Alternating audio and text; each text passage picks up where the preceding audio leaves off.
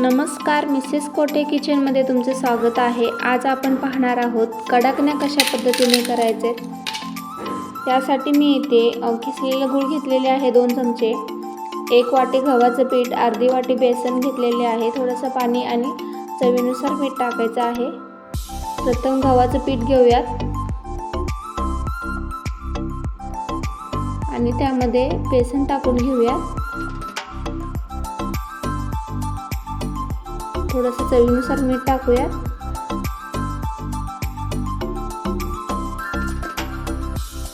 गूळ घालून व्यवस्थित मिक्स करून घेऊया।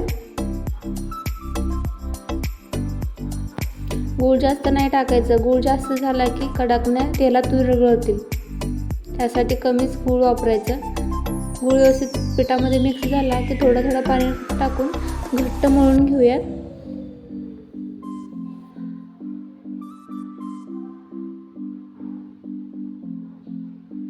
बघा घट्ट झालेला आहे। स्ट्रक्चर बघू शकता तुम्ही।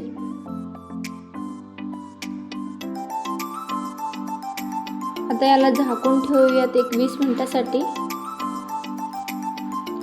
20 मिनिटांनंतर तुम्ही बघू शकता मस्त झालेला आहे पीठ। त्याचे बारीक बारीक गोळे करून घेऊयात।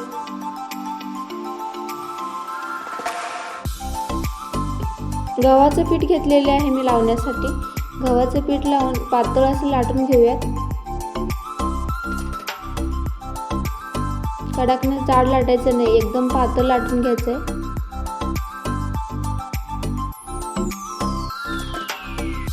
सगळे कडकने मी असेच पातळ लाटून घेते।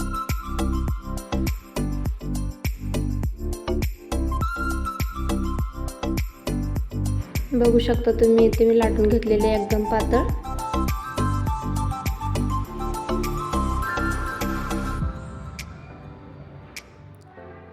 आता आपण वेणी बनवून घेऊयात। दसऱ्याच्या वेळेस वेणी पण करतात, कडकण्याच्या पिठापासूनच करतात।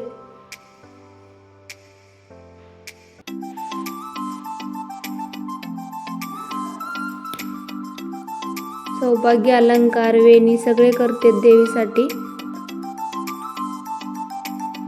बघा अशा पद्धतीने वेणी करून घ्यायचं।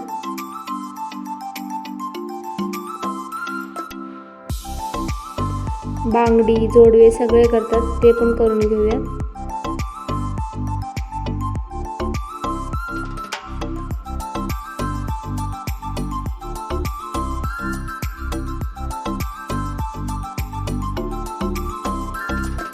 जोडवे करून घ्यायचे।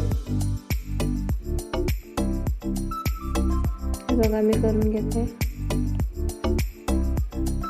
आता मी तेल गरम करायला ठेवले होते, त्यामध्ये आपण आता सगळे कडकण्या तळून घेऊयात। तेल गरम झाला की पूर्ण बारीक ठेवायचं गॅस। बारीक गॅसवरच तळून घ्यायचं, मगच ते कुरकुरीत होतात, छान होतात।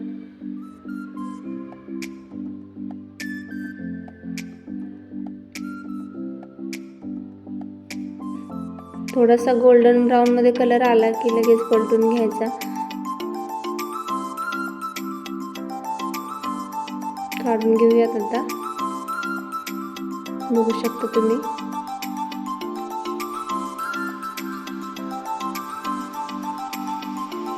सगळे कडकणे असेच तळून घेऊयात।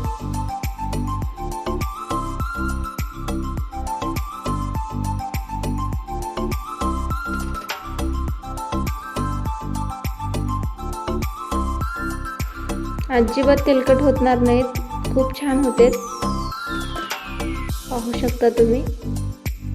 एक मी तुम्हाला मोडून पण दाखवते। बघू शकता किती छान आवाज आला, खूप कुरकुरीत होतात। चला मग व्हिडिओ आवडला तर लाईक शेअर सबस्क्राईब करायला विसरू नका। तोपर्यंत हर हर महादेव।